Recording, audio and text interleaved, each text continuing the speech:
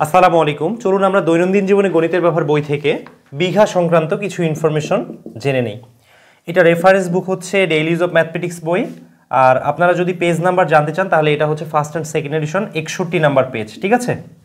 ওকে, এখানে বলা হয়েছে 1 বিঘা ইকুয়াল হচ্ছে 1600 বর্গ গজ।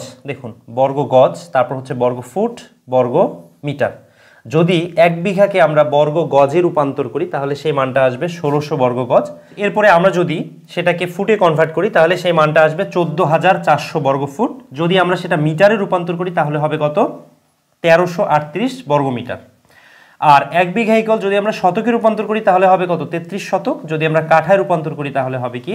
20 কাঠা। চলুন একটু রিভাইজ করে ফেলি। 1 বিঘা ইকুয়াল 1600 বর্গ গজ ইকুয়াল 33 শতক ইকুয়াল আমরা বলতে পারি 20 কাঠা ইকুয়াল আমরা বলতে পারি 14400 বর্গ ফুট ইকুয়াল আমরা বলতে পারি যে 1338 বর্গ মিটার।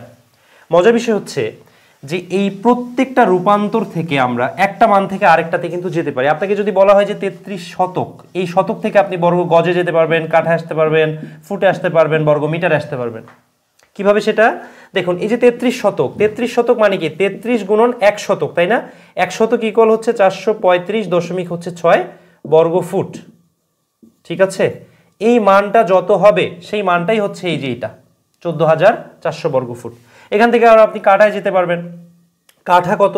কাঠা হচ্ছে 720 বর্গ ফুটে হচ্ছে 1 কাঠা। আমি আপনাদেরকে জমি পরিমাপ চ্যাপ্টারে খুব ভালো মতো এই মানগুলো দেখিয়েছি।